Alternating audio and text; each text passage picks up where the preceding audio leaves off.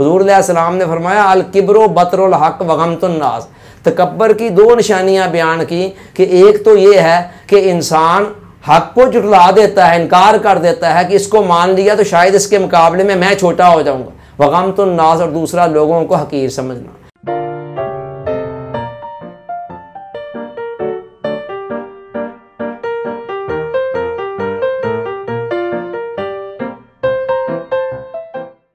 Dear audience, अस्सलाम वालेकुम।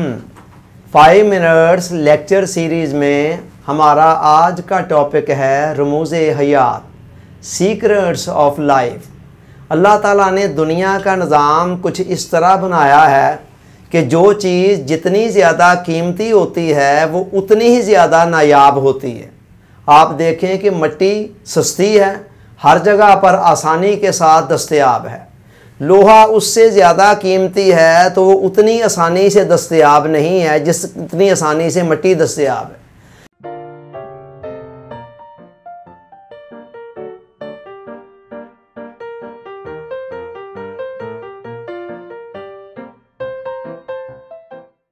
Dear audience, अस्सलाम वालेकुम।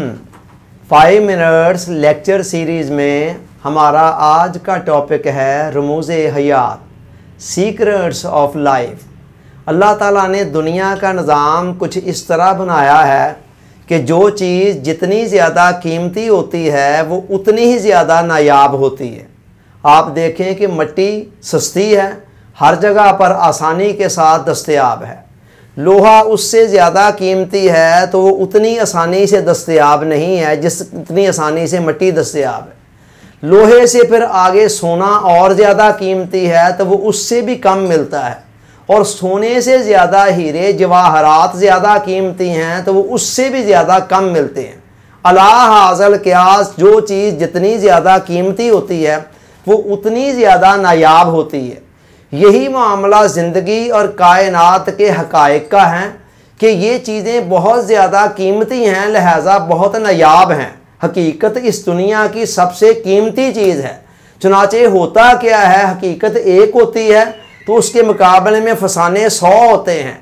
हदायत का रास्ता, सही रास्ता एक होता है तो गुमराही के रास्ते 1000 होते हैं।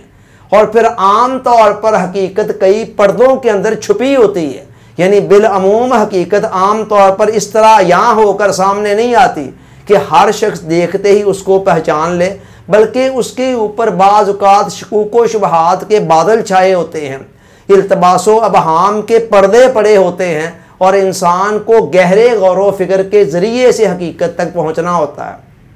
चुनाचे ये एक दलदल है जिसके अंदर इंसान बाज़ औक़ात फंस जाता है। जिस तरह चलते चलते रास्ते के अंदर जब कीचड़ होती है तो हमारे कदम बाज़ औक़ात फिसल जाते हैं, इसी तरह अकल के सफ़र के अंदर भी एक फिसलन होती है जहाँ अकल फिसल जाती है। और कब ऐसे होता है कि जब चीज़ें इतनी वाज़ेह नहीं होती हैं, नुमायाँ नहीं होती हैं, तो इंसान बाज़ औक़ात तरद्दुद में चला जाता है कि यहाँ सही क्या है, गलत क्या है, सच क्या है, झूठ क्या है, इधर जाना चाहिए उधर जाना चाहिए। सो इंसान एक तरद्दुद के अंदर, एक शक और शुबा की कैफियत के अंदर चला जाता है। इस दलदल से बाहर आने की पहली शर्त यह है कि इंसान के अंदर एक सच्ची तलब और सच्ची तड़प पाई जा रही हो हकीकत के हवाले से। वो इतना ज़्यादा हकीकत पसंद हो कि जिस तरह एक प्यासा पानी की शदीद ख्वाहिश रखता है, इसी तरह इंसान हकीकत का इस तरह मुतलाशी हो कि वो हकीकत से कम तर दर्जे की किसी चीज़ पर राज़ी होने के लिए तैयार ना हो। हर सूरत में हकीकत को पाने की एक जुस्तजू, एक तलब तड़प उसके अंदर मौजूद हो। हुज़ूर अलैहिस्सलाम की दुआओं में से एक दुआ है, अल्लाहुम्मा अरिनल अशिया कमा हिया, ऐ अल्लाह हमें चीज़ों को उस तरह देखने की तौफीक अता फरमा जैसे वो फिल वाक़े फिल हकीकत हैं। और अल्लाहुम्मा अरिनल हक्का हक्का वरज़ुक़ना इत्तिबा, ऐ अल्लाह हमें हक़ को हक़ की सूरत में देखने की तौफीक अता फरमा, फिर उसकी पैरवी करने की भी तौफीक अता फरमा। व अरिनल बातिला बातिला वरज़ुक़ना इज्तिनाबा, और बातिल को बातिल के रूप में ही देखने की तौफीक अता फरमा, यानी कहीं हम गलती के साथ बातिल को हक़ ना समझ लें और उसको कबूल ना कर लें, या हक़ को बातिल समझकर उसको रिजेक्ट ना कर दें। तो बातिल को बातिल की सूरत में देखने की तौफीक अता फरमा, वर्जुकना इतनाबा, फिर उससे बचने की भी तौफीक अता फरमा। सो पहली शर्त तो ये है कि इंसान के अंदर एक तजस्सुस हो, उसके मिजाज के अंदर हकीकत पसंदी पाई जाती हो।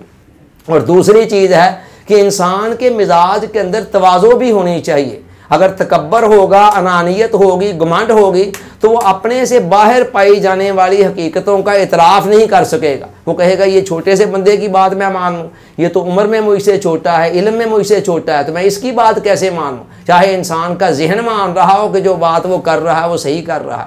हुज़ूर अलैहिस्सलाम ने फरमाया अल किब्रो बतरुल हक़ व गमतुन नास।